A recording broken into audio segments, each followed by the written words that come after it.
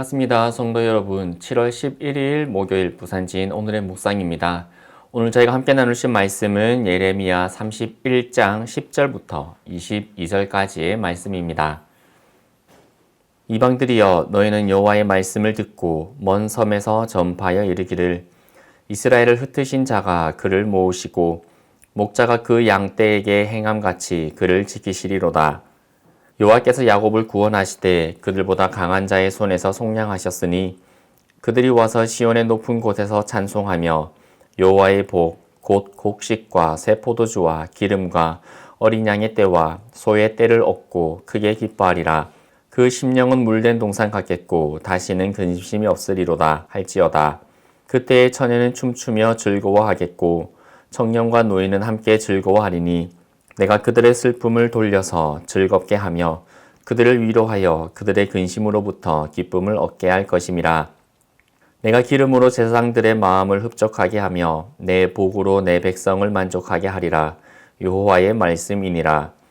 여호와께서 이와 같이 말씀하시니라. 라마에서 슬퍼하며 통곡하는 소리가 들리니 라헬이 그 자식 때문에 애곡하는 것이라. 그가 자식이 없어져서 위로받기를 거절하는도다. 여호와께서 이와 같이 말씀하시니라. 내 울음소리와 내 눈물을 멈추어라. 내 일에 삭슬 받을 것인즉 그들이 그의 대적의 땅에서 돌아오리라. 여호와의 말씀이니라. 너의 장래에 소망이 있을 것이라. 너의 자녀가 자기들의 지경으로 돌아오리라. 여호와의 말씀이니라. 에브라임이 스스로 탄식함을 내가 분명히 들었노니 주께서 나를 징벌하심에 멍에에 익숙하지 못한 송아지 같은 내가 징벌을 받았나이다. 주는 나의 하나님 여호와시니 나를 이끌어 돌이키소서. 그리하시면 내가 돌아오겠나이다. 내가 돌이킨 후에 뉘우쳤고 내가 교훈을 받은 후에 내 볼기를 쳤사오니 이는 어렸을 때의 치욕을 짐으로 부끄럽고 욕됨이니이다 하도다. 에브라임은 나의 사랑하는 아들 기뻐하는 자식이 아니냐. 내가 그를 책망하여 말할 때마다 깊이 생각하노라. 그러므로 그를 위하여 내 창자가 들끓으니 내가 반드시 그를 불쌍히 여기리라. 여호와의 말씀이니라. 처녀 이스라엘아 너의 이정표를 세우며 너의 편말을 만들고 큰 길 곧 내가 전에 가던 길을 마음에 두라. 돌아오라. 내 성읍으로 돌아오라. 반역한 딸아 내가 어느 때까지 방황하겠느냐. 여호와가 새 일을 세상에 창조하였나니 곧 여자가 남자를 둘러싸리라. 아멘. 예레미야 31장 10절 이하부터는 이스라엘에 대한 회복과 위로가 메시지의 주를 이루고 있습니다. 이스라엘은 자신들의 힘으로는 더 이상 회복할 수 없는 상태가 되었습니다. 왕도 없고 군대도 없고 지혜자도 없습니다. 돈도 없고 집도 없고 땅도 없습니다. 모든 것을 다 잃어버려서 자신들의 힘으로는 그 어떤 것도 이룰 수 없는 노예, 포로의 신분이 되어버렸습니다. 그런데 왜 이스라엘에게는 여전히 희망이 있는 걸까요? 그것은 바로 그들을 향한 하나님의 변함없는 사랑이 있었기 때문입니다. 여호와께서는 죄악된 자기 백성을 멸망시키시고 각지로 흩으셨지만 그 죄로 인한 징계의 기간이 지나면 다시 이스라엘의 목자가 되어주셔서 그들을 구원하시고 약속의 땅으로 모으실 것입니다. 그날에는 땅과 하늘이 회복되고 모든 관계들이 회복될 것입니다. 근심이 기쁨이 되고 공핍함이 흡족함과 만족함으로 변하게 될 것입니다. 또한 하나님께서는 이스라엘의 멸망을 보면서 여호와를 조롱하던 이방 나라들 눈앞에서 주님은 당신의 자녀들을 끝까지 챙기시는 신실하신 분임을, 그 사랑을 증명해 주실 것입니다.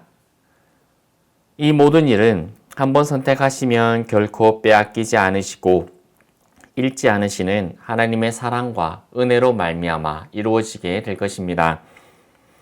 이러한 하나님의 사랑과 능력을 요한복음 10장 28절부터 29절에서 이렇게 말씀하십니다. 내가 그들에게 영생을 주노니 영원히 멸망하지 아니할 것이요 또 그들을 내 손에서 빼앗을 자가 없느니라.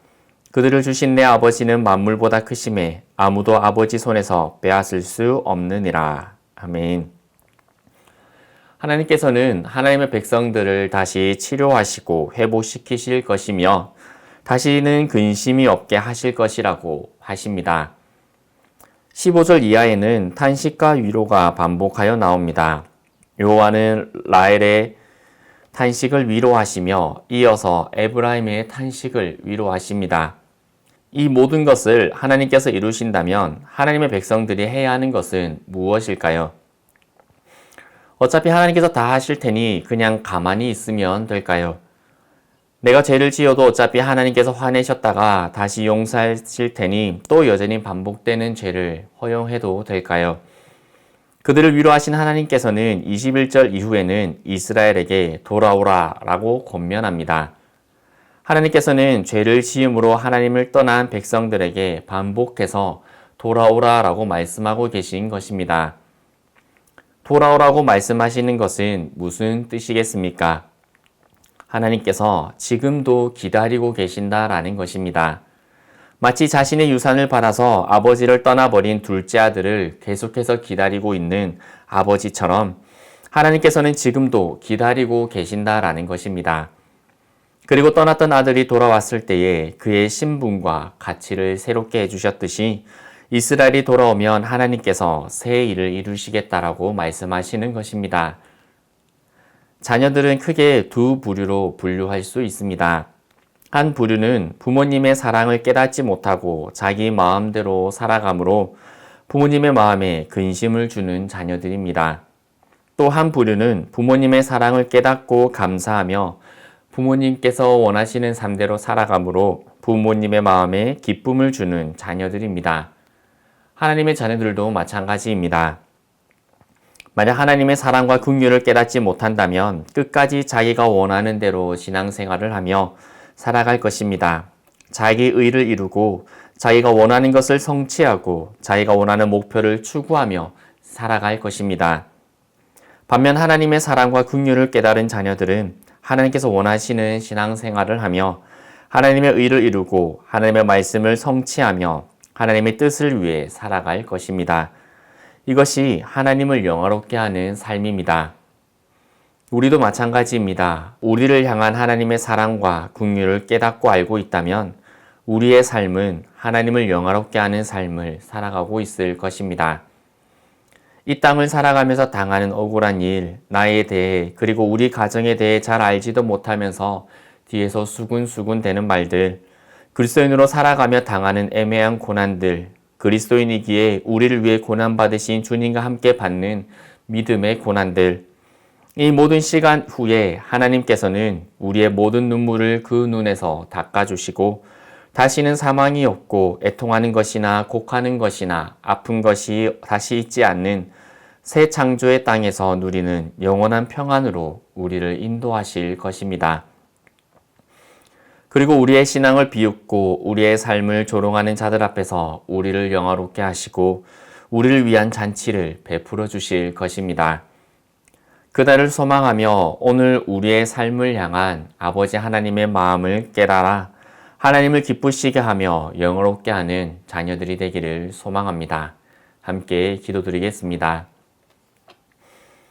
하나님 아버지, 지금도 우리는 여전히 하나님의 사랑과 긍휼하심 속에 살아가고 있는 줄 압니다. 여전히 우리는 이스라엘 백성과 같아서 갈 바를 알지 못하고 연약하여서 우리의 원대로 살아가기를 원하고 우리의 마음속에는 욕심과 욕망들이 하나님의 말씀을 실천하기보다 내 삶에 내 미래를 위해 내 자녀들을 위해 살아가게 만드는 그러한 연약함이 여전히 있음을 바라봅니다. 그럼에도 불구하고 우리에게 여전히 소망이 있는 것은 우리 속에서 선한 일을 시작하신 하나님께서 또 우리의 걸음들을 주님 오실 그때까지 하나님께서 이 세상에 마침표를 찍으실 그날까지 인도하시기 때문인 줄 압니다. 오늘 하루 우리의 삶이 그러한 하나님의 사랑과 긍휼을 깨닫고 하나님의 마음을 기쁘시게 하고 하나님을 영화롭게 해드리는 삶을 살아가는 저희가 되게 하여 주옵소서. 예수 그리스도 이름으로 기도드리옵나이다. 아멘.